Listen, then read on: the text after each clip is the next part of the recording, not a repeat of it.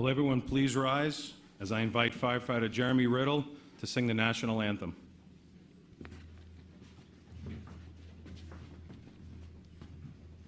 Detail, hey, salute.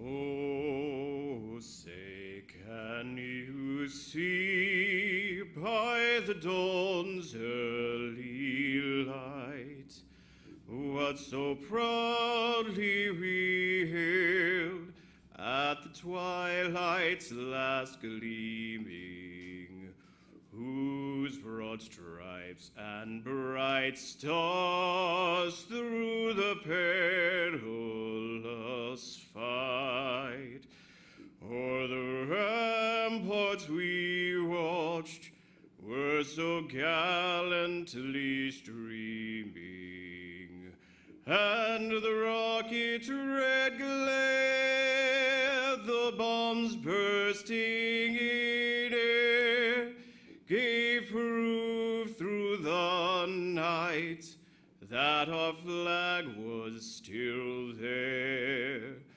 Oh, say, does that star-spangled banner yet wave o'er the land of the free and the home of the brave? Ready, two.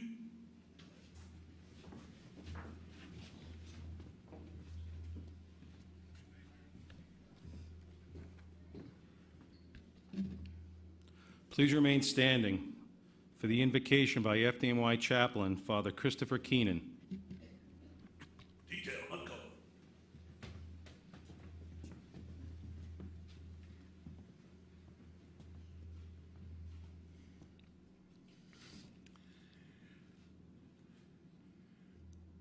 Lord, our Creator, we gather here this morning with heavy hearts and with hope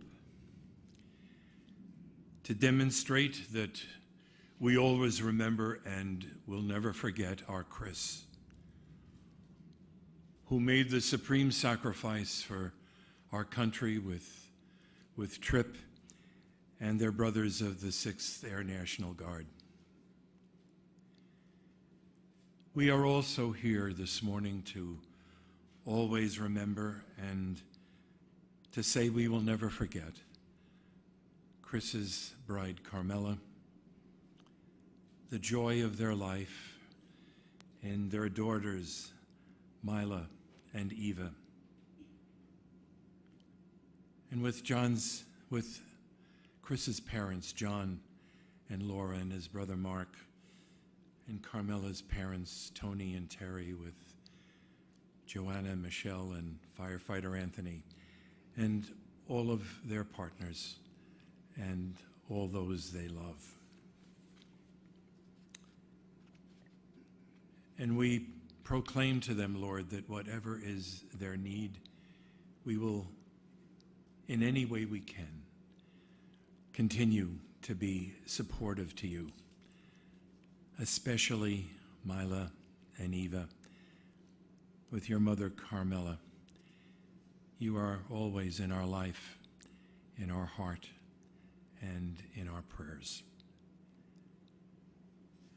And Lord, our Creator, in our path forward together, we're also always here to remember and never forget that your deepest desire, our God, is to have an intimate and a loving relationship with each one of us by name and with all of creation.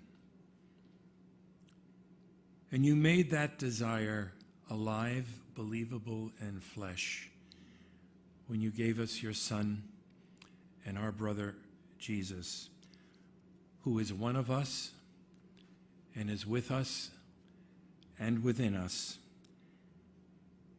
And he also gave his life for us as a young man. And we celebrate that Chris and the risen Lord Jesus are in a full embrace, as each of us are every day, if only we would receive it. So may we let the witness of our Chris's life truly nourish our own.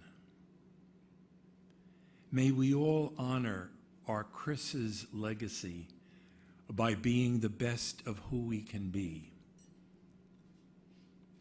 And like our Chris, may we let our deepest desire meet the world's greatest need.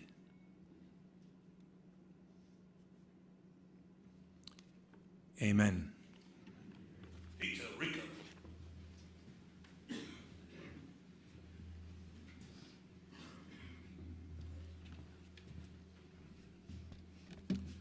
Will everyone please be seated? Detail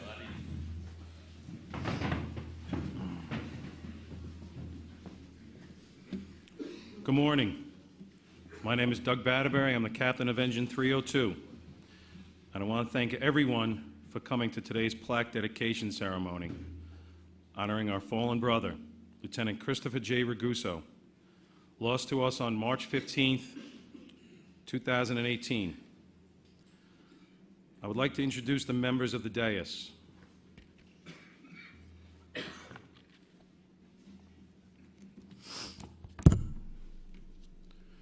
New York City Mayor Bill Deblasio.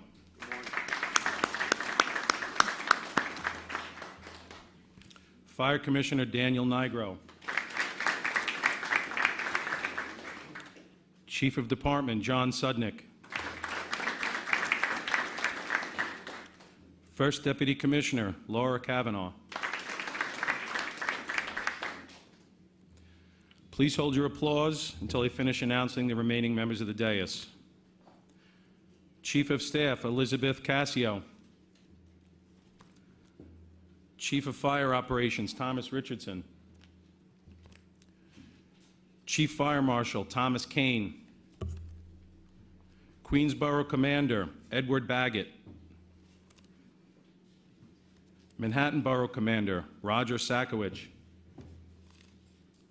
Brooklyn Borough Commander Wayne Cartwright. Assistant Chief of EMS Operations Fred Villani. Deputy Assistant Chief of Fire Prevention Joseph Jardin. Chief of EMS Academy Lillian Bonsignori. Division 13 Commander James D. Domenico. Assistant Commissioner Evelyn Tesserero. Captain of Ladder 155 Paul Canapis. FDNY Chaplain Father Chris Keenan. President of the Uniformed Fire Officers Association Jake Lamonda. Battalion 5-4 Commander Pete McGrath.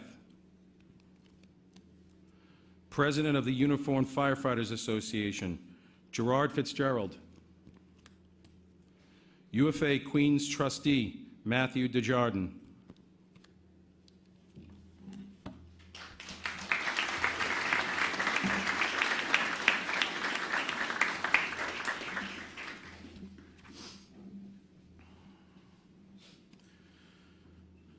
We would also like to give a warm welcome to Casey Fuchs, Chief Operating Officer of the Silver Shield Foundation.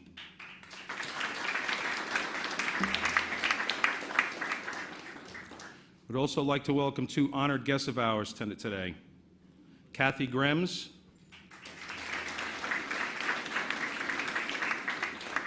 and Farah Shear.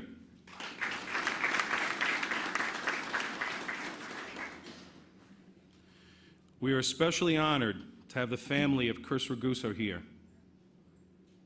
His wife, Carmela.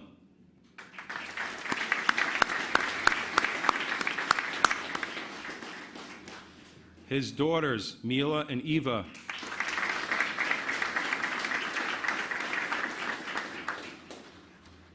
His parents, John and Laura Raguso.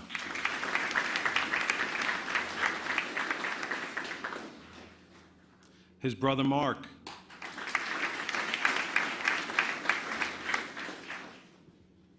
And his mother and father-in-law, Tony and Terry DeChara.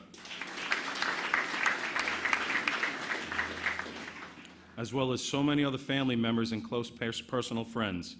Welcome to all of you.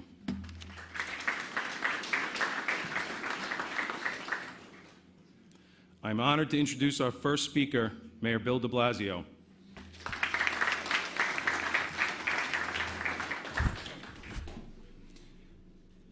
I want to thank everyone who is here to honor the memory of Chris Raguso. Everyone who's participating today does something I think is pretty sacred, which is to carry on the memory of a great man, truly take in what made him great and why we have to remember him. We're doing all this together. So I want to thank everyone who's participating. Special thank you and acknowledgement to the leadership of the FDNY, Commissioner Dan Nigro, First Deputy Commissioner Laura Kavanaugh, Chief of Department John Sudnick, and also a special thanks to the union leadership who are with us today, who represent the men and women of the FDNY. There is a simple sentence, simple phrase that sums up one of the many things that made Christopher Raguso a great man. It was before his 6th Air National Guard tour. And he turned to Carmela and he said, "Someone's got to do it. Someone's got to do it." It sounds like such a simple phrase, but it speaks volumes of the man. It did not matter how tough the mission was.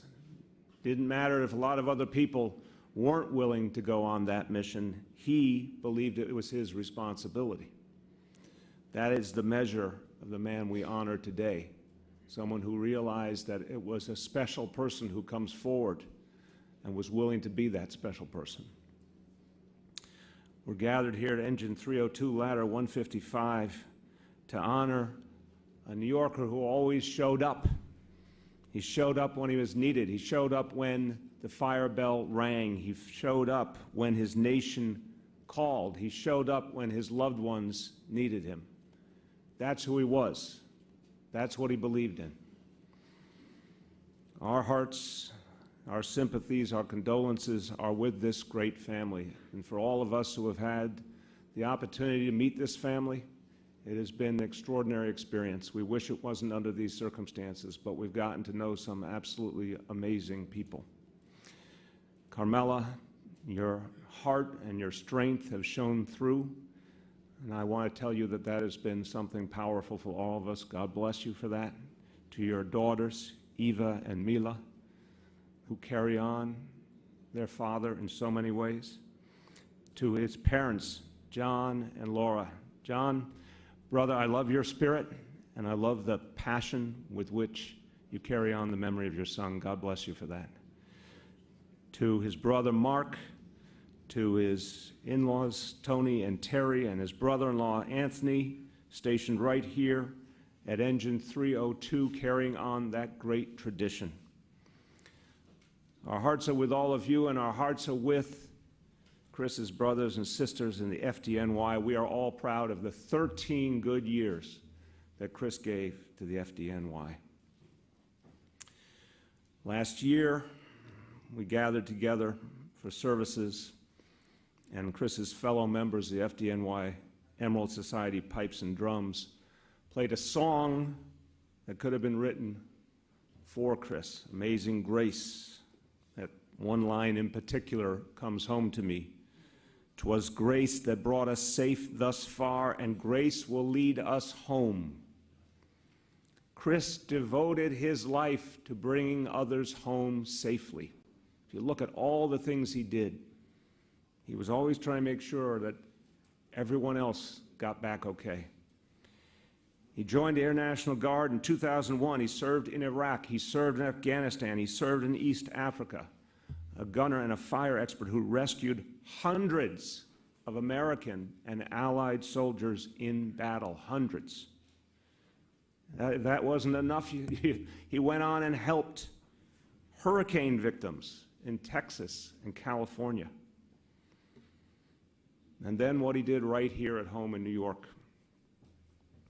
became a firefighter in 2005, promoted to lieutenant in 2016, worked right here in this house, cited for bravery 6 times. This is as an exemplary a life as you could possibly imagine. And then, as if that wasn't enough, in his spare time, he volunteered with the Comac Fire Department. An unbelievable desire and ability to give to others. And he always felt he was called to give more. On March 15, 2018, he died as he lived, in service, in his uniform, meeting danger, helping others. That day, we lost another great member of this department, Air Force Major and Fire Marshal Trip Zanitas. Particularly painful day, not just to lose 2 good men, but 2 leaders, 2 young men of such extraordinary promise. But we will carry on, remembering their values, what they stood for. And Chris, in his life, reminds us so well how we need to live. I just want to take one moment to say to Eva and Mila, it's very hard at your young age to fully understand, but I can tell you from my own experience, over the years, you're going to understand more and more and feel more and more pride as you fully experience other people's stories of what your dad did for them, the people whose lives he saved, the people he stood up for when they needed it. By no doubt, it is 100% clear your dad was a hero. Every definition we know in the world makes it clear. And you will live your life knowing you had a hero for a father, and that will strengthen and sustain you. And I think Chris will always know that that was a gift he gave to his beautiful children. We dedicate a plaque in his honor today. The reason we dedicate the plaque is to make Chris a part of our history forever. Like so many great names we all know, here's another great name we add to the history of this city and this nation. But the plaque is not just there to tell us about the past. The plaque is there to inspire us for the future. We should all aim as high as Chris aimed in his life. We should all be as good as he was. We should all answer the call as often as he did. With that, I say on behalf of 8.6 million New Yorkers, to the Raguso family, thank you, and God bless you all. God bless the FDNY.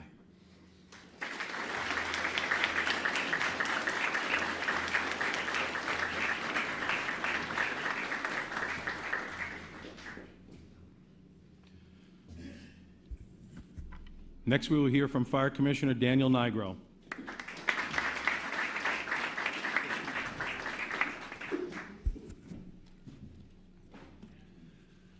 Good morning, everyone, and thank you, Mayor, for those kind words. A year ago, we were all reeling from the magnitude of such incredible loss for our department. In Western Iraq, a United States HH-60 Pave Hawk helicopter crashed, taking the lives of 7 airmen. Master Sergeant and FDNY Lieutenant Christopher Raguso was killed, along with 6 others bravely serving their country: Staff Sergeant Deshaun Briggs, Staff Sergeant Carl Ennis, Captain Andreas O'Keefe, Master Sergeant William R. Posh, Captain Mark Weber, and Chris's fellow FDNY member, Fire Marshal Trip Zanitas. Chris was a Special Missions Aviation Flight Engineer. He had joined the 106th Rescue Wing of the Air National Guard in 2001 and was later assigned to the 101st Rescue Squadron. 4 years after his commitment to defend our country, he joined the FDNY and was assigned to Ladder Company 113 in Brooklyn. In his military career, Chris had been to Iraq once before as a fire protection specialist, keeping his fellow members safe from fire far beyond the borders of our city. On multiple occasions, he was deployed elsewhere, including Afghanistan and the Horn of Africa. Back home, in his outstanding FDNY career, He was cited for bravery and life-saving actions on 6 separate occasions. After 11 years at Ladder 113, he took the next big step in his career and was promoted to lieutenant, working here in this firehouse. He was a true leader. And when he wasn't protecting life and property in New York City or traveling the world to serve his country and protect the men and women of the United States Armed Forces, he protected his hometown of Comac, Long Island, as a volunteer. No matter where he was, on duty or off, Chris was completely focused on helping others and rescuing them from harm. He lived an incredible life of bravery, courage, and selfless service, a life tragically cut short far too soon. A fellow firefighter and airman of his said it best: Chris Raguso was a strong man with a gentle soul. He loved his family, the FDNY, and his country. Carmela, you, Eva, and Mila, and your entire family will always be in our hearts. Chris's extraordinary legacy of service will never fade from our memory. May God bless Lieutenant Christopher Raguso and the entire Raguso family, and may God continue to bless the New York City Fire Department.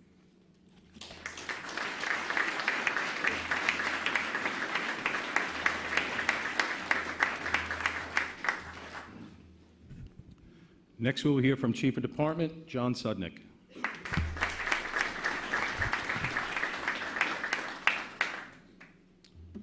Good morning, and welcome once again to Chris's family, Carmela, Mila, Eva, his parents, John and Laura, and the entire Ragusa family.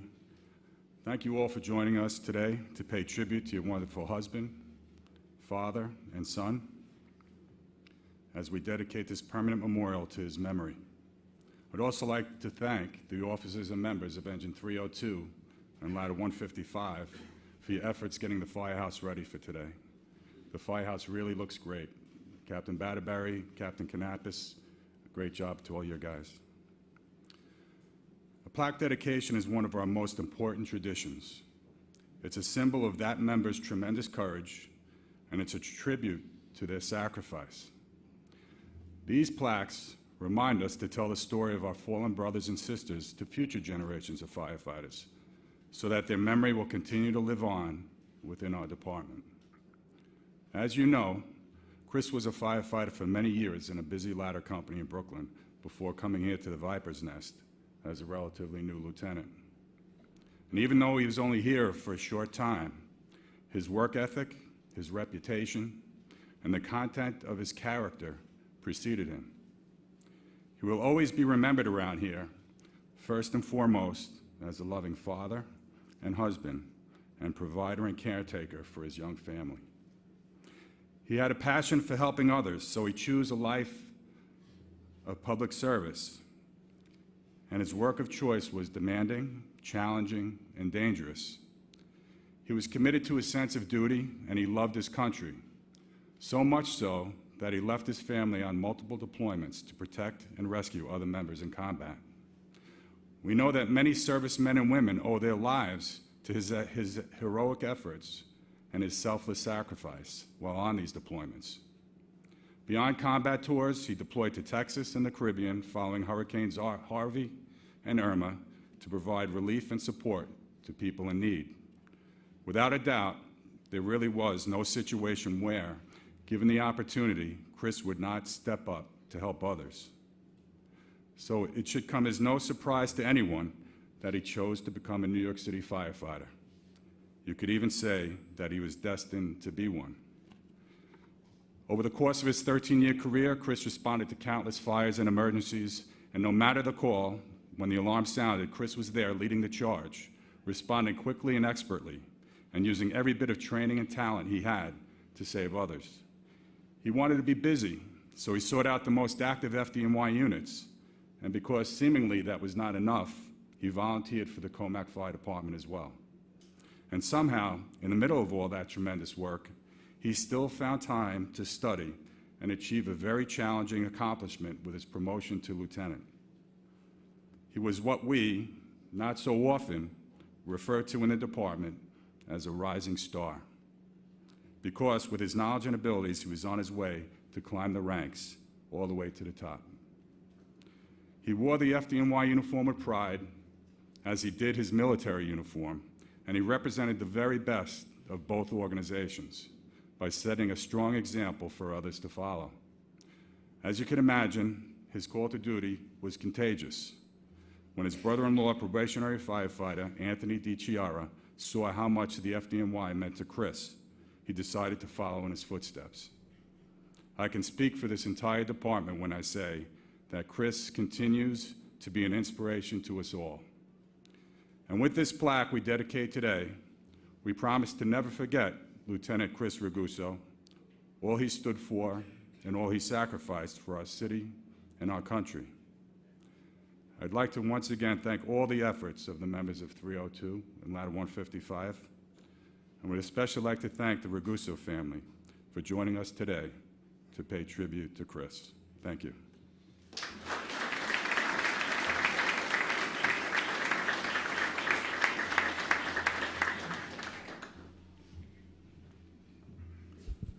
Next, we will hear from UFOA President Jake LaMonda.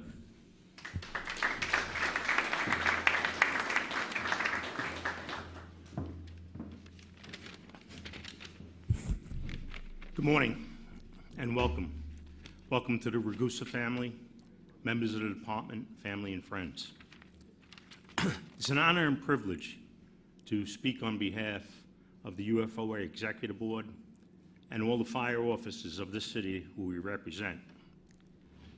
Oftentimes in preparations for ceremonies such as this, I sit and contemplate and write down words that I want to say, something meaningful.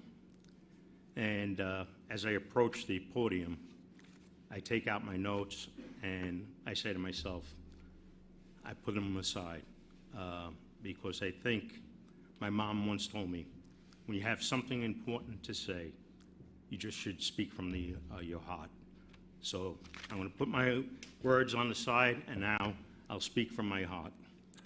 I never had the opportunity to work with Chris. Although in the fire department, your lives cross many times. Chris and I did work in the same area in Brooklyn. Chris down on Rogers Avenue, and I was on St. John's East. And my neighbor, TJ, who lives around the corner from me, served in the Air National Guard alongside Chris. I look at the pictures of Chris that are hanging up here, and I do wish I had the opportunity to work with him, because I'm sure I could have learned something from him. I look at Chris's assignments, and some may say that maybe he would have an affinity to be assigned to a company that had either an animal or a reptile on his patch. Chris was a rat. He was a Rogers Avenue rat. Now that may sound offensive to some, but I could assure you it was a badge of honor. And then he came here to the Viper's Nest. Now the members of the department know these are the some of the busiest units in the city, with a long, proud tradition, so professional, so dedicated. They may not be poster childs of the fire department, but yet they're some of the best. So when you look at Chris and you look at his DNA, okay, in his DNA, it was his ability to serve others, to put himself in harm's way, in the fire department, in the Air National Guard, in everything that he did in his life. And I can only say to Camilla, to his daughters, and to his parents, thank you for giving us your husband, your dad, and your son, because he truly has set a new bar in the fire department, a bar that we should all emulate to be like him. At this time, I'd like to present the plaque to Camilla and her family.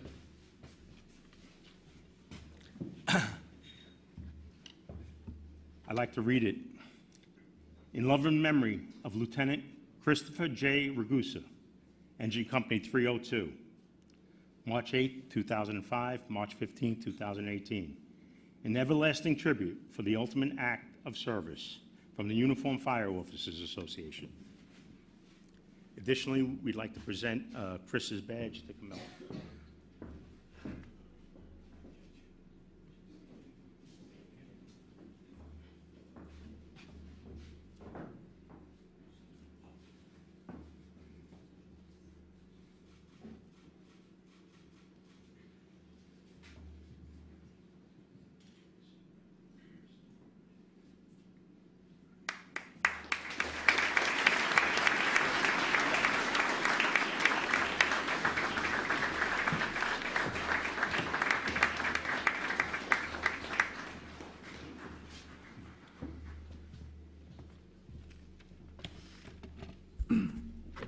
Next, we will hear from United States Air Force Major Matthew Forbes, Director for Operations, 101st Rescue Squadron, New York.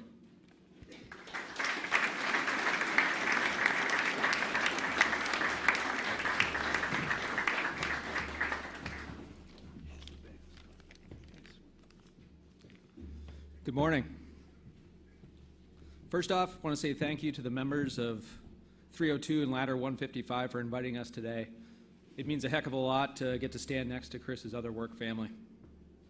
I'd like to pass on my deepest condolences to Carmela, Mila, Eva, and the rest of the Raguso family.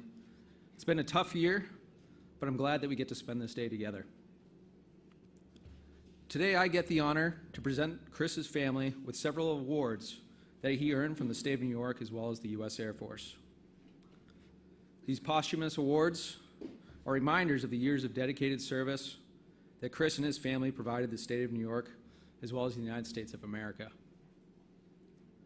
Goose was an amazing aviator, a mentor, as well as a friend. And his legacy will live on at the 101st Rescue Squadron forever. At this point, Tech Sergeant Valdez, I'd like you to assemble the awards from first, the state of New York.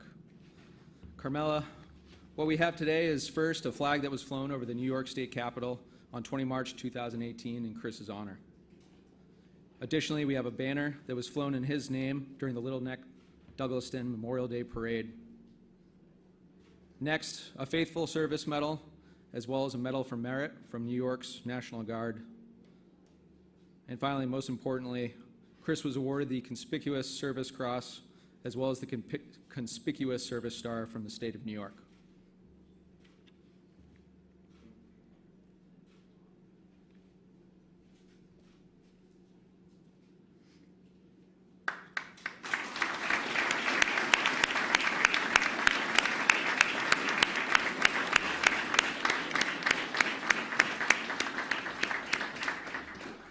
Made it with no spills this time. Nice job, man.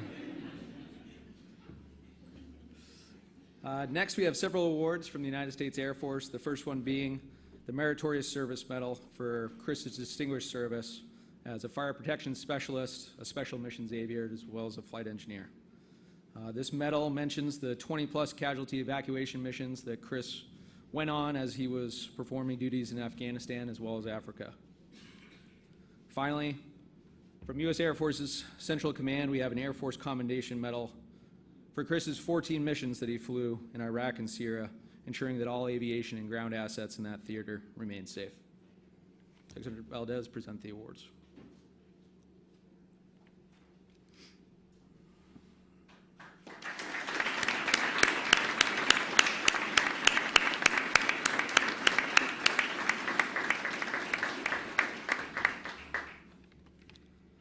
Finally, the 101st Rescue Squadron has two shadow boxes that we'd like to present. The first is for Engine 302 and Ladder 155 to thank them for hosting this event. This box contains a flag that we flew during a combat mission in Iraq and is a symbol of our gratitude.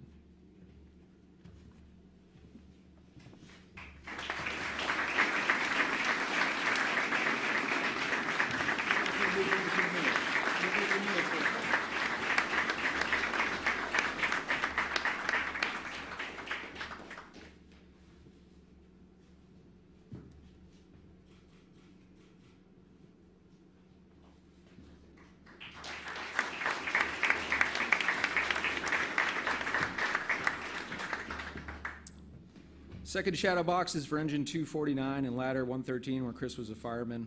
Hopefully this shadow box can find a special place to remind you each day of Chris's loyal service.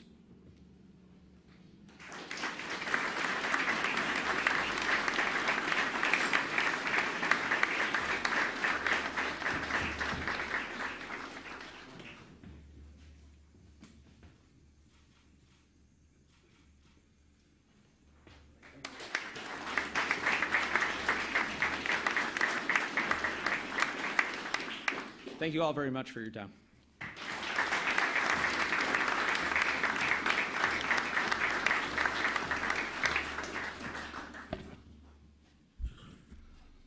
I'd like to say thank you to all the speakers.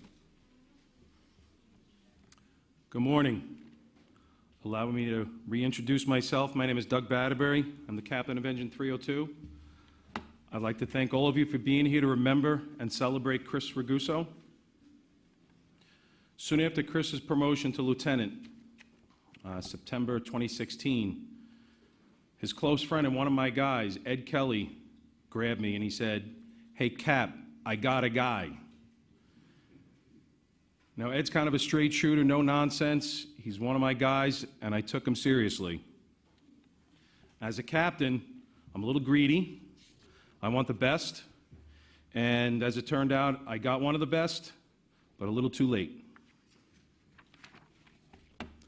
I recently went out to Calverton to visit Chris, and he rests there between two of his brothers and fellow airmen, Deshaun Briggs and Andreas O'Keefe. His gravesite is this crisp white marble, and it's beautifully decorated. There's flowers and coins and alcohol and rubber duckies. It was pretty awesome. Next to Chris also is Lieutenant Michael Murphy, which struck a chord with me. Since I was a kid, I would take books out of the library about Douglas MacArthur, play with my Army men. And then you get a little older, you start watching World War II movies about Iwo Jima and D-Day, and then the Vietnam War movies, you know, real John Wayne stuff. And now the current era, we watch Black Hawk Down, Lone Survivor, and American Sniper. All of them filled with the type of men that we'd like to be. Real American heroes. Real names like Michael Murphy, Chris Kyle, Randy Shugart, Gary Gordon. These men and their actions portrayed in movies, but the real deal, they're awe-inspiring to me. And there lies Chris, with his friends at his side. Every bit the real-life American hero we all read about and watch in the movies. Our own awe-inspiring American hero. They can make a movie about him. You could all joke around about who would play him. That'd be some fun. But he was the real deal. And to balance the weight of this larger-than-life hero that he was Chris in the real world, which was equally impressive. We would sit and talk when we would relieve each other. And if I was relieving him, it would be a spotless desk. Everything was taken care of. Everything was in order. And I couldn't believe, as I spoke to him, how much he knew. And I would never call him an Ike. He never came across as that. Just a guy that knew a lot of things. So that always struck me. And then you get to learn about him. He was a member of the Northport Pipe Band. He was a drummer. And I was told he was also learning to be a piper because being a drummer is not enough. He was a minister in a Universal Life Church, which allowed him to marry his friends. He was some sort of an electrician. Whether it was a good idea or not, he was coming to my house after he returned, whenever that was going to be, and was going to install a backup generator. And I remember thinking, you do that too? Many hobbies, avid fisherman, musician. He was a dedicated volunteer and lieutenant with the Comac Fire Department. He was a master sergeant in the Air National Guard, a flight engineer, special missions aviator on an HH-60 Pavehawk with the 101st Rescue Squadron of the 106th. He deployed multiple times to Iraq, Afghanistan, Djibouti. Whoever heard of Djibouti? He was there. Somalia, as well as Texas and the Caribbean, which was well documented in all the local news channels. We've all seen it. He saved hundreds of lives. With the FDNY, he was cited multiple times, working in Brooklyn with Ladder 113 and Engine 249. And then his promotion to lieutenant, because he had plenty of time to study for that test, he was assigned to the 13th Division, where any company that he spent any time in felt a sense of ownership. Every captain would have loved to have him. The more I got to know Chris in life and then in death, the more impressive he became. I don't know how one man can accomplish so much in 39 years. I'm exhausted up here talking about it.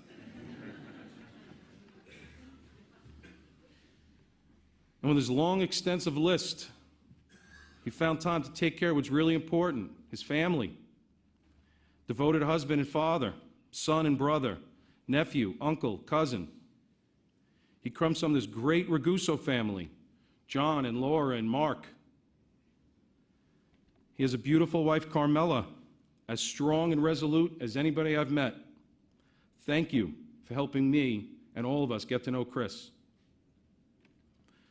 The DeChara family, Anthony and Terry, Johanna and Michelle, and their little brother, Anthony, our Proby, recently assigned to Engine 302. He does a great job, despite what must be a significant amount of pressure. We'll save all the funny stuff for later, right? And most importantly, Mila and Eva, your beautiful daughters.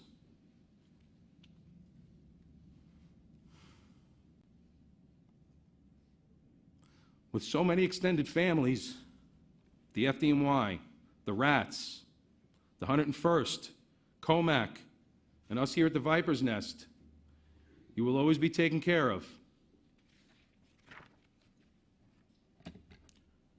So without knowing most of this stuff when he was with us personally, I wanted this guy, Ed, because of all of this stuff. I don't know if that makes sense, but it makes perfect sense to me, the type of person that he was. We all have a sense of commitment and dedication to each other in the firehouse. As a captain, and many of you will understand this, I found a sense to be extraordinary. One of my guys once referred to me as a proud papa, and that couldn't be further from the, that could not be further from the, did I say that right? That could not be more true.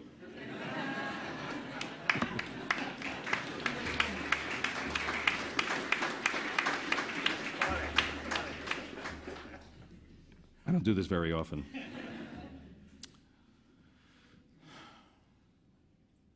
I felt an extraordinary sense of loss for a man that I was only beginning to know, like I'd lost one of my own. And I'm thankful that I had the opportunity to scratch the surface. Engine 302 has been bestowed the tremendous honor of having Chris posthumously assigned to our company in our house. I promise you that we will carry the torch of this great man, this great husband, this great father that has been handed to us by the members of Ladder 113 and Engine 249 with honor and pride and love for as long as this house stands. And however long it takes, may you all find the peace that Chris would want you to find. Thank you.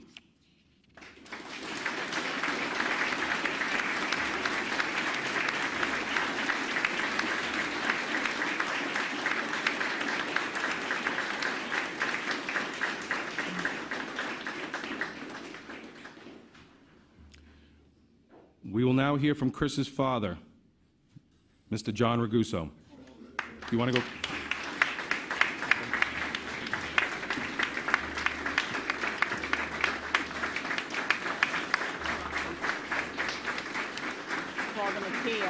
Know-it-all. That's a new one.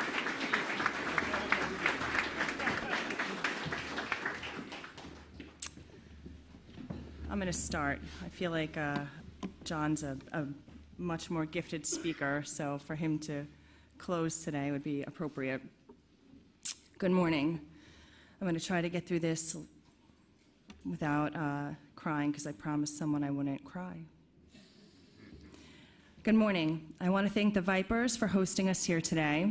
I know it took you a lot of time and effort to get the firehouse ready for today, and it looks beautiful. It shows, and I really can't thank you enough. I know it took a lot of work to prepare. Thank you. Thank you, Vipers. Well, it's been a long, hard year for us all. This past year, I've been consumed with pain, hate, anger, despair, and loneliness. With this time, I tried to figure out how this awful tragedy happened to my little family. Why us, and how is this fair? With all these spiraling thoughts and emotions, there somehow have been brief moments of peace and calm in it all. Very brief, but they've been there. And it's in those moments I've tried to find some meaning and lesson from this past year. So here it is. What I think I've learned this past year. I've learned that true friendship withstands time, distance, and age. Thank you, Edward Kelly, Uncle Eddie, for being Chris's best friend and ride or die. Thank you for taking care of my little family. I've learned that in one everyday, benign, and rote moment, your entire world will no longer be as you once have known it. So live life to the fullest and tell the people you love that you love them. I've learned that the pain I feel for losing my husband is nothing compared to the pain I feel as a mother looking at my babies every day and knowing that they are hurting in silence for their daddy. But Daddy is always with us. We just can't see him, but he's here and he's with us. I've learned that with all this heart-wrenching pain in my everyday, I would never want to trade places with my in-laws, John and Laura Raguso, because the pain of losing a child is unfathomable. I see my beautiful and brave mother-in-law sitting right there. Thank you for loving me and my girls, and I couldn't do this without you. I'm inspired by you. You get up, and you live every day, and you put that beautiful smile on, and I don't even want to know what's underneath, but know that you inspire me. I've learned that the two sweetest and kindest little girls sitting here today, Mila and Eva, are two of the bravest little people I've ever met, and you two continue to inspire me. Thank you, baby girls.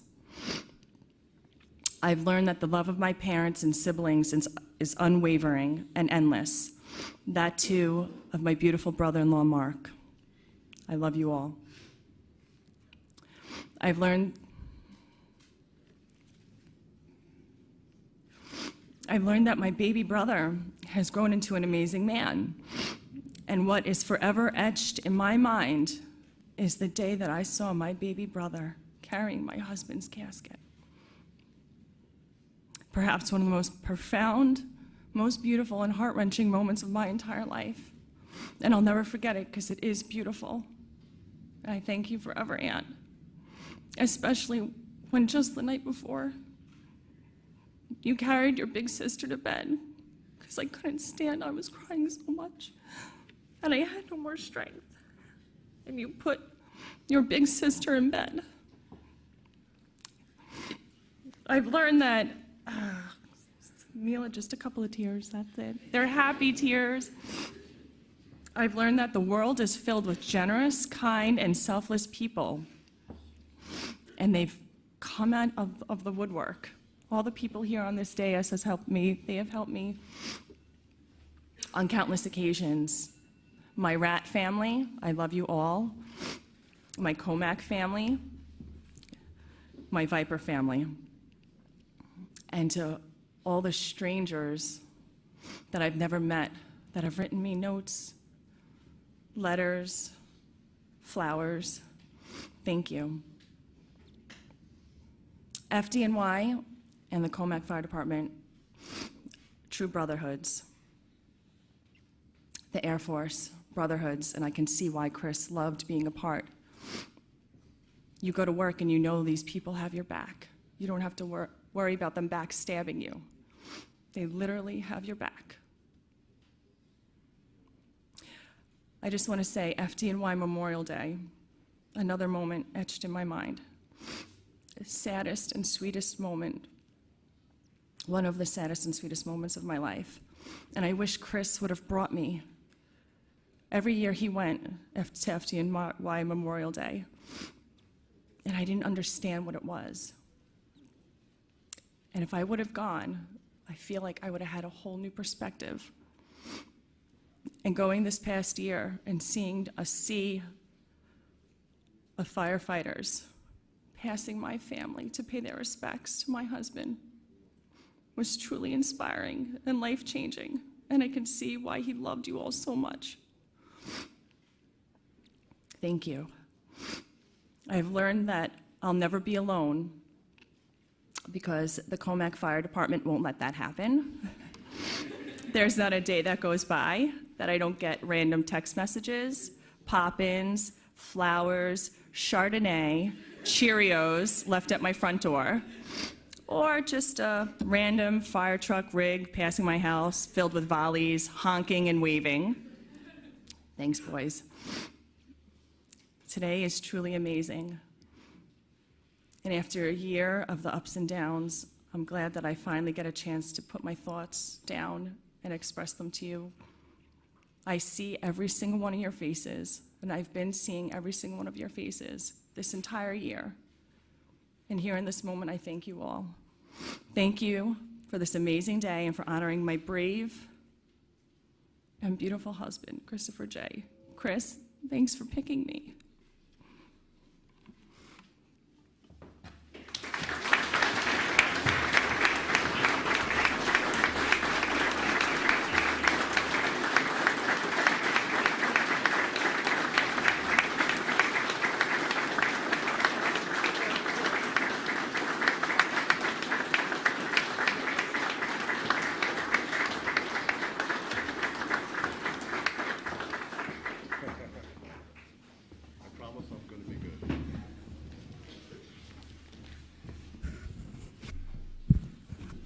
That's a tough act to follow.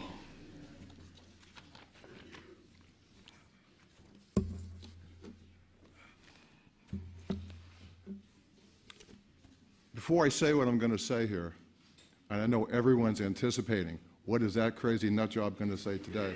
I know it, including the mayor told me, John, I can't wait to hear what you have to say today. I'd like to read a poem. Since the mayor and I share many things in common, at least one of them is the value of a Jesuit education. Isn't that right, Mr. Mayor? That's right. All right. I'm going to do my soft side before I go to my heavy side and say, I'm going to read you a poem. It's an anonymous poem called Never Forgotten.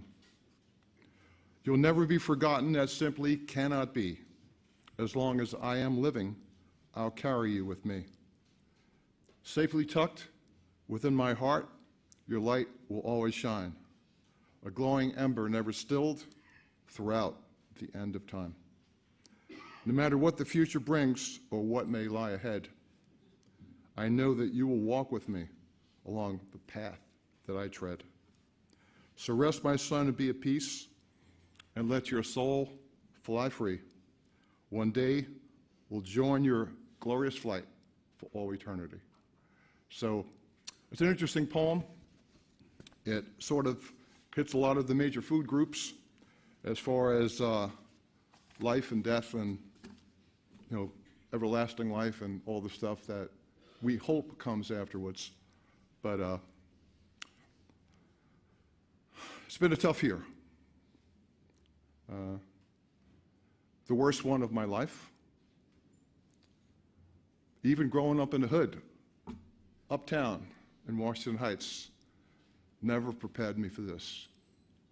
All the stuff that I saw as a youth, before I was rescued from the Jesuits, or by the Jesuits, from the insanity of what is Washington Heights. All that stuff that I saw with nothing compared to this, nothing. So let me say, it's an honor to be among this collection of dignitaries here on the stage. The leadership of FDNY, the brave firefighters who stand before me, Special Forces guys with all the tattoos, the 106th Rescue Wing, Comac guys, friends and family, to honor Lieutenant Chris Raguso yet one more time. It was a year ago today, 1 year ago, this moment in time, while fighting away the tears from inside of an FDNY Family Services van, that we were all amazed of the shock and awe and respect of 20,000 firefighters, police, neighbors, U.S. Air Force personnel, helicopters flying overhead, all being in the same place at the same time to honor our fallen son, brother, husband, father, and friend. Now that we've completed one loop around the sun since this tragedy changed our lives forever, it's time for us to stop dwelling on the negative aspects of our loss and to try to be inspired by the positives of Chris's life of service, sacrifice, love, and friendship, what he would want us to do, and to carry on this legacy, each in our own unique way. But before I share my thoughts with you, I felt it was appropriate to hear Chris's voice one more time, to embrace his words, and to hear firsthand how much he loved making a difference in our lives. I think there's a video. Video. Roll it.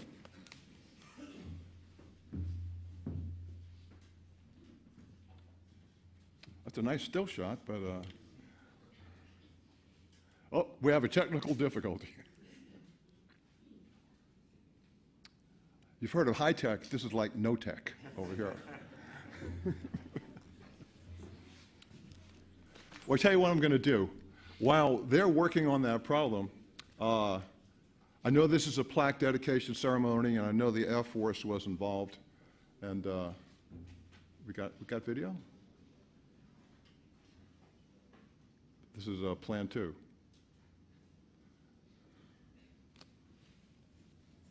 Here we go. Christopher Raguso, Master Sergeant, Special Mission Aviator. Just trying to develop a game plan. We had just come out of, rescue of a family of 6, and trying to reattack now. And like Troy and Joe were saying, the left side definitely had higher SA than the right side. So, as we spun around, the view that we had wasn't the view that they had, especially Joe, who had the highest SA. And, personally to me, it just looked like, it didn't look like a person. I'm going to give credit where credit is due.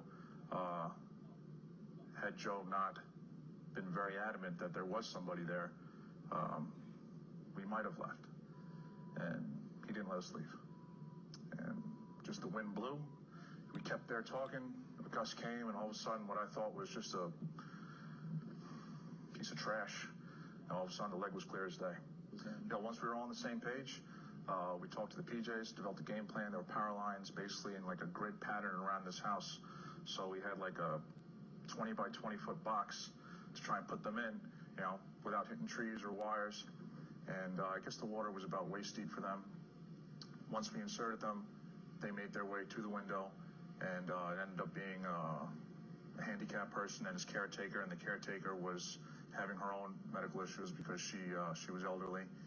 And once they were able to get them off the side of the house and into the box that we deemed safe for hoisting, we just picked them up one by one. Got them in the helicopter. The field was obviously soaked with water, so when we landed, the wheels had sunk in, 8 to 10 inches. Yeah, so the grass is up to the flare buckets. We had to keep a little bit of power in, and the woman was just severely in a dire medical condition. She couldn't walk out. One pararescueman had taken the disabled elderly man out to the medical personnel that were waiting, and Joe and the other PJ basically carried the woman to the other one. It's an honor. You know, it's a lot of us were talking about it before. You know, you can go your whole career and never be put in a position, you know, to make a difference. And you know, we were very fortunate. I know there were thousands of people that would have given anything to go try and help. And the fact that, you know, we were the lucky few chosen to go, very fortunate, very lucky. Right place, right time. You know, there was 60 helicopters, 100 helicopters there at any given time, and just right place, right time. So very fortunate that we were lucky enough to be in a position to help people.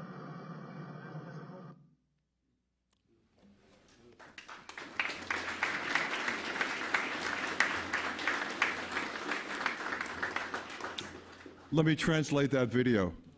Essentially, what had happened, Chris was part of Rescue 1, which was the name of their helicopter down there. And according to the U.S. Air Force records that Captain O'Hagan shared with me at the base, they rescued 135 people in the short time that they were down there in Houston, Texas. And like Chris said in that video,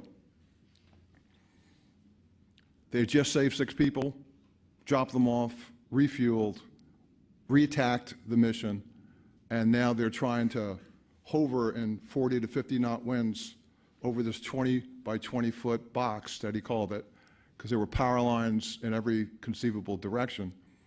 And the pilots, in this case, Captain Troy, who was the pilot on this mission, held his ground.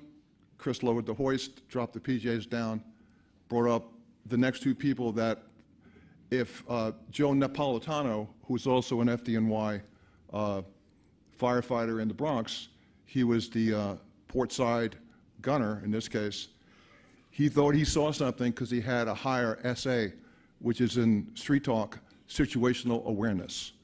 He had a real high SA and swore that he saw somebody, floating in 4 feet of water, because those people had been underwater for 3 days by the time they were getting to him, and they were all going to die. And you couldn't get there by boat, you couldn't get there by car, you could only get there by military airlift, which is what they were doing. And Joe Knapp thought he saw something, wouldn't let Captain Troy fly from there. Chris went along with it, and sure enough, when the helicopter swung to the starboard side, Chris saw somebody's leg sticking out of a piece of trash and said, "There's people down there, let's go get them." And go get them they did. And they rescued 2 people that were definitely going to die, no doubt about it. And so that's just translating what that video was telling us. I'm going to take a little bit of a break in my treatise here, and I'm going to ask for the 2 captains from Ladder 249 and, Ladder 113, Engine 249, Ian Perticue and Drew Demerick, if you guys could come up to the stage. And Captain Paul from Ladder 155 and Doug from Engine 302. You're out there somewhere? Behind me. All right. Then there's one guy that knows the truth here, and he's standing in the back. And he's the Senior Master Sergeant. His name is Glenn Berg. He's also one of you FDNY guys, boy in blue. And what I have here is I have my own plaque dedication ceremony. And I'm going to have one for the mayor and one for the commissioner and one for the chief of the department at some point. But I did this in 3 days, and I petitioned Marianne Lodardo, Carmela's cousin, to work with me on a 24/7 basis to produce these things in 3 days. So forgive me if they're not the most beautiful things you've seen, but they're certainly functional. Glenn, you sent them on that last mission, so you know what they were wearing. But what I have here for this firehouse and for the house where Chris started, I've got the patches he wore in his last mission. And I got one for each of you guys. Let me show it to you guys first. There's the patches he wore in his body when he died for his country and for his fire department.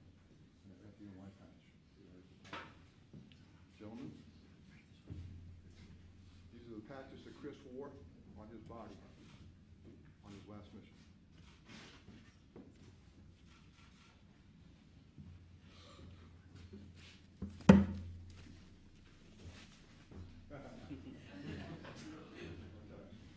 So I guess you got to, it's like, who's sharing blood here?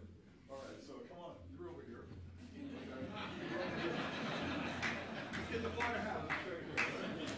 All right, so these are the patches that Chris wore, and this is his hat that I wear. And hopefully you guys can find a nice spot right next to the wall where that plaque is going to put this.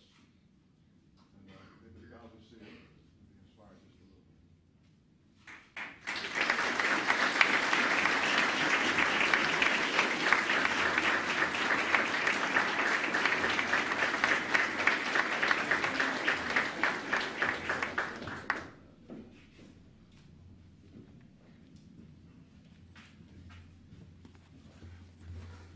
And now let the real circus begin.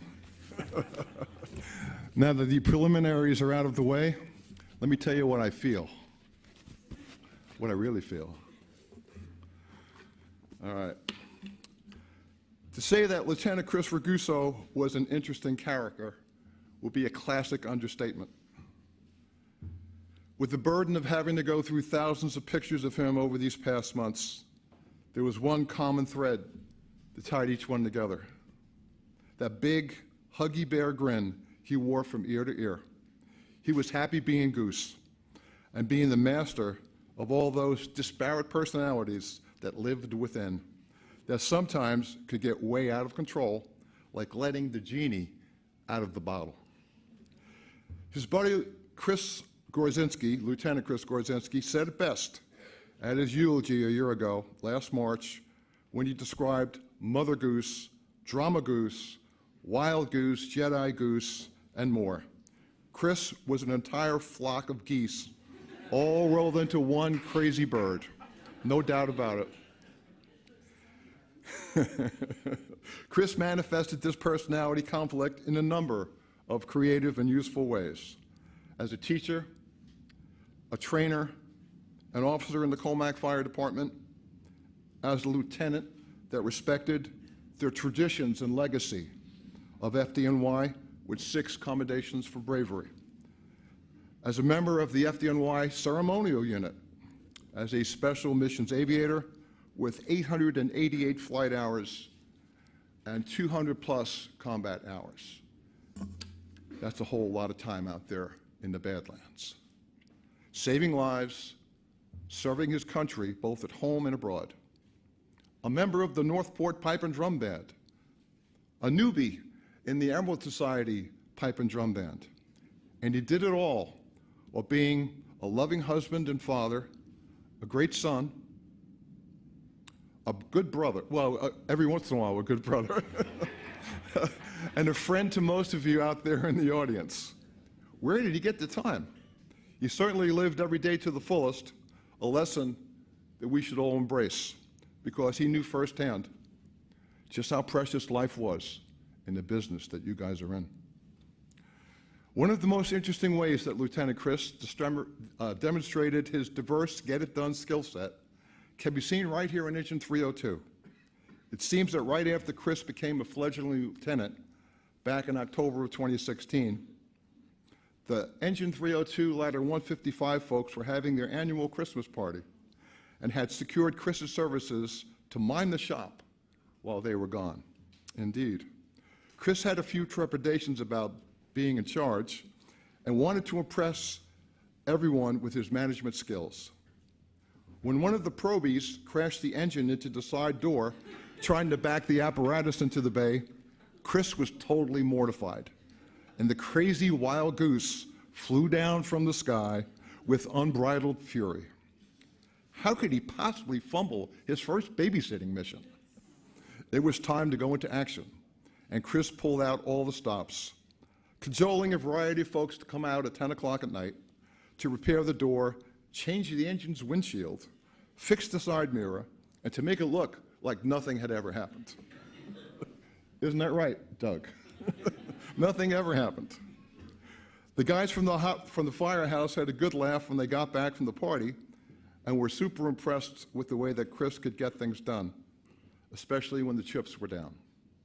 Just like the families of those 135 Houston residents that he plucked out of the swamp after Hurricane Harvey on Rescue 1, as a memento to Chris's excellent work, the firefighters of Engine 302-155 scribbled a message on the new door track, and I invite you to go see it when you go out later. It says, "Please don't hurt me."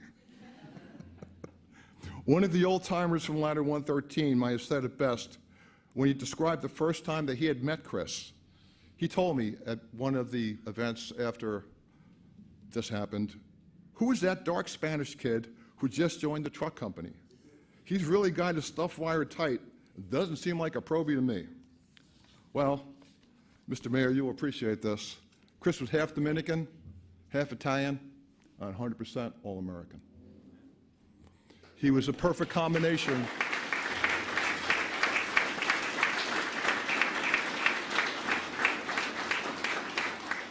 I grew up in this town on the hard streets, and Christopher was a perfect blend of everything that's good about the New York melting pot. Poster child for that, all right? One of the things that you and I discussed back on Memorial Day, if you recall, when they put us next to each other like the cobra and the mongoose, waiting for something to happen. One of the things that we agreed about was that when Chris went into battle, or when he ran into a building in Brooklyn, in a burning tenement, when the parents who left their kid upstairs said, "Go rescue my baby," they were so concerned about saving their own lives, they sent my boy up there to try to get him out. Chris never took a resume, he never did a questionnaire. His bottom line was, "You need help? I'm going to get you, no matter what side of the political fence you stand on." And that, Mr. Mayor, is what New York's all about. That's right. Putting political differences aside. You're not black, you're not white, and Chris was a little bit of both, by the way, okay? You just look at this picture, you tell me. He swore he was white. That's perfect. I said, "Chris, you're not." But, you know, he was a perfect New Yorker, okay? Born in Queens, served the city. Chris was a man on a mission and a force that would not be deterred from being the ultimate first responder. He wasn't perfect, as his brother would attest. Okay, he had a lot to learn about doing things in the FDNY tradition, but he was a quick read, and soon the student became the teacher. Lieutenant Chris was somebody you could always count on to have your back and get things done, especially when the times were at their worst. You needed somebody to train the probies about the nuances of being an FDNY firefighter. Chris was your man. You needed somebody to cover a detail on a holiday weekend. Chris was your man. You needed somebody to work an extra tour or to do overtime. As Russell knows, Chris was your man. If a buddy needed help fixing something in his house, Captain, okay, Chris was always there. "I'll rewire your house, no problem." If you needed somebody to literally fly into a hurricane or rescue a wounded warrior on a dangerous mission, well, Chris was your man, because he did that on dozens and dozens and dozens of occasions. You get the picture. Everything Chris did in life, he did to the max and to the best of his abilities. He knew firsthand that life is short, and now we all know just how short that can be. Chris was a lot like the G.I. Joe Kilroy character from World War II. No matter where you were, Kilroy was there first. I'm amazed by all the FDNY folks that have reached out to me since March of 2018. They worked a tour with Chris in the Bronx, in Manhattan, certainly in Brooklyn and Queens. There was even a rumor that Chris went to Staten Island once and got lost. When Chris walked among us, he inspired many of his friends, family, and coworkers and brothers in arms to be better, the best that they could be. He had a very persuasive way of getting everyone to buy into his infectious attitude. Now that he's gone, he is still inspiring others to serve. There are many in this assembly today who wouldn't be where you are right now if it wasn't for Chris. I look at you, I can see a dozen people out there. I don't need to mention names. You know who you are. Firefighters, officers, military, friends, and family, you know who you are. This may sound like paternal wishful thinking, but Chris is still here. His spirit is among us. I can guarantee you it is strong. We've seen a lot of signs of his presence in the little things. A lone goose doing a flyby, staring and honking at me 2 days ago when I came off a job site. An HH-60 flying over his brother Mark's head while he was walking at the beach in Montauk earlier this week. Little things that show you he's trying to get us to bury the sorrow and appreciate and embrace his life and to follow in his footsteps. His list of accomplishments is impressive, with hundreds of lives saved, numerous commendations for bravery, and many residents of New York City, Houston, Puerto Rico, North Carolina, the Alaska Bush people even, he was up there, Chris was there, and the U.S. military are thankful that they met this real-life comic book action hero and that he touched their lives.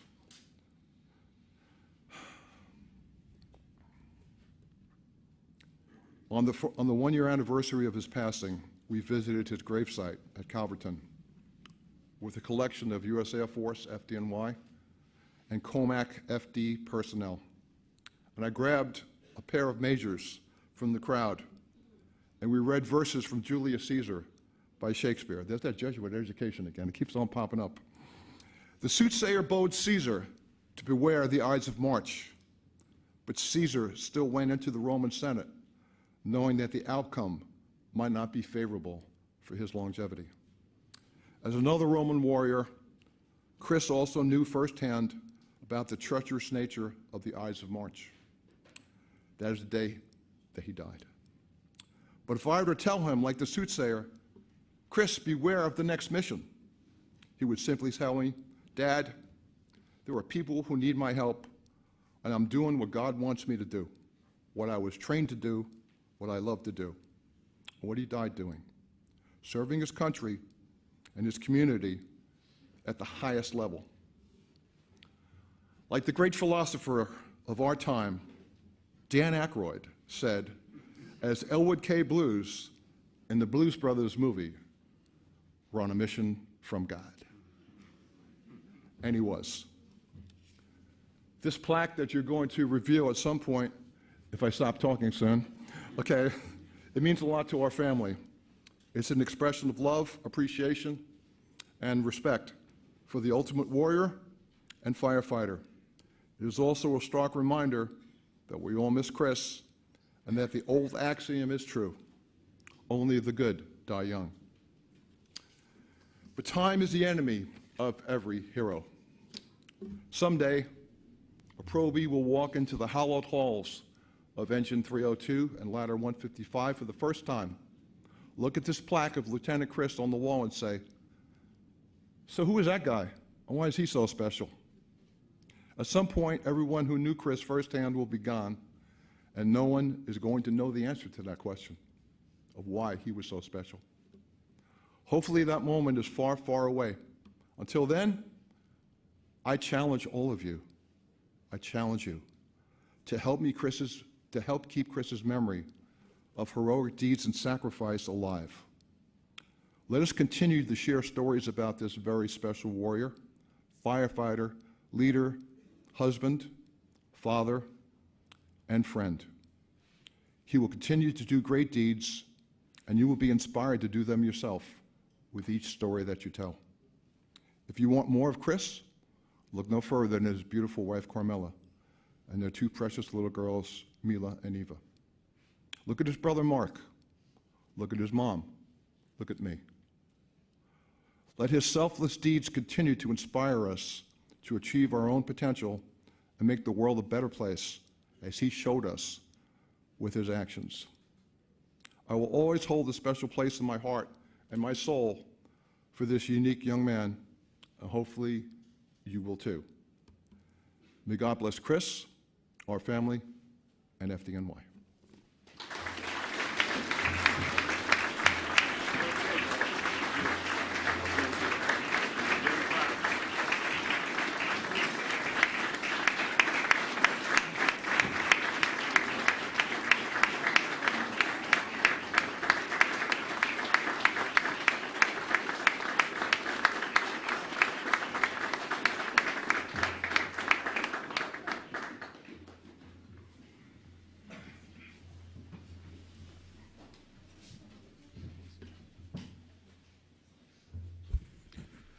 I'd like to thank Carmela for those beautiful words.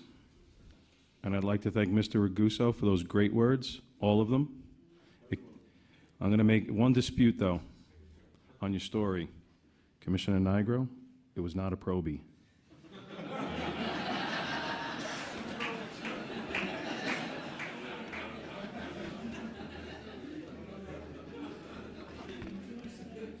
We will now commence with the dedication of the plaque.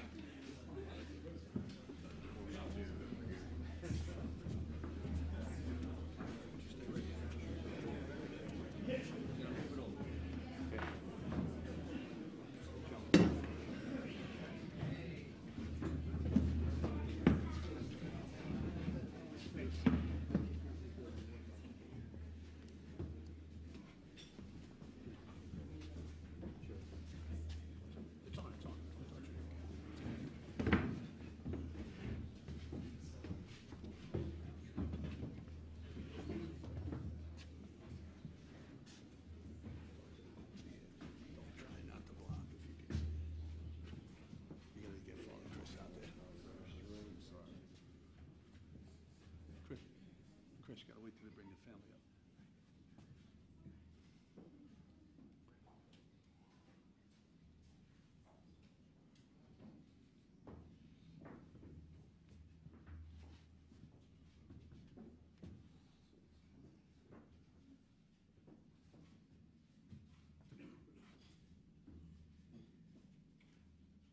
We would please unveil the plaque.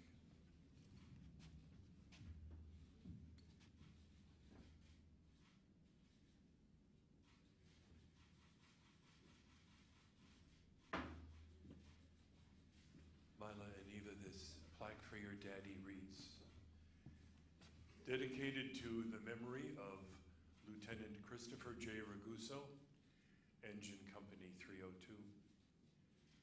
who made the supreme sacrifice while serving his country in Operation Inherent Resolve as a Master Sergeant with the 101st Rescue Squadron in Al-Assad, Iraq, March 15th, 2018.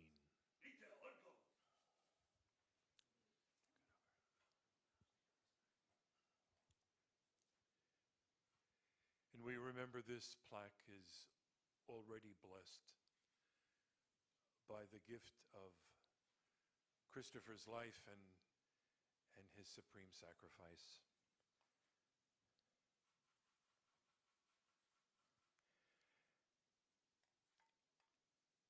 And we celebrate for all of the firefighters who are here and will forever be here, that as you respond to every call and that you go forth from this house, you will pass Chris's plaque with a reminder that he's not only always with you, but he is within you. And may you all come safely home to this house,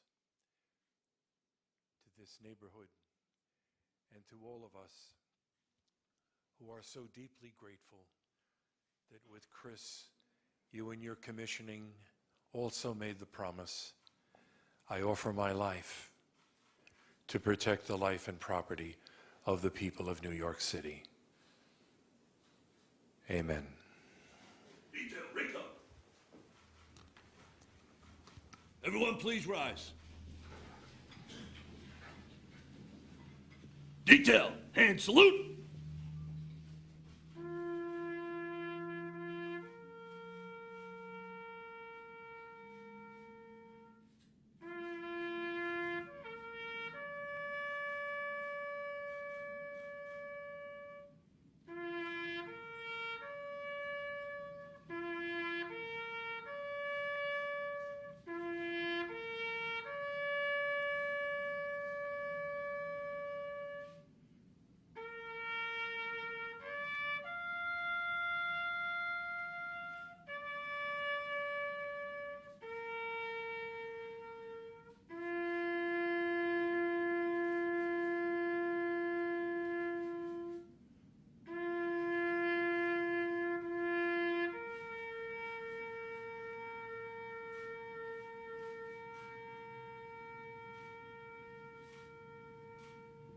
Ready, two.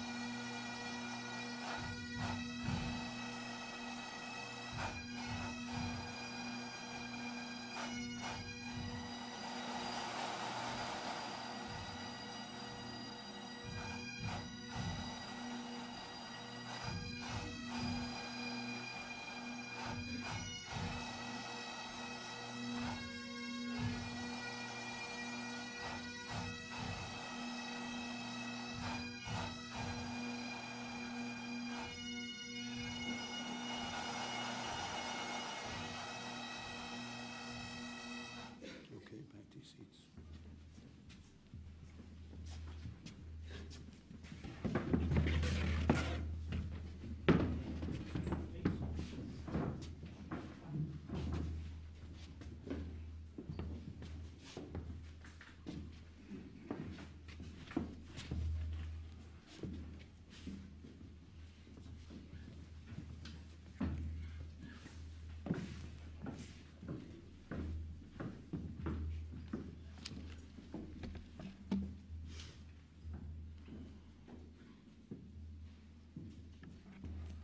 Ladies and gentlemen, on behalf of the Mayor of the City of New York, the Fire Commissioner, the Chief of Department, and other members of the dais, we want to thank you for attending today's very special ceremony. And as is the Fire Department way, the turnout on behalf of a man tells you everything you need to know about him. And the support for Chris's family says it all. The crowd here speaks volumes. Thank you all. We will never forget Chris Raguso. This concludes the plaque dedication ceremony. Thank you again, and have a nice day.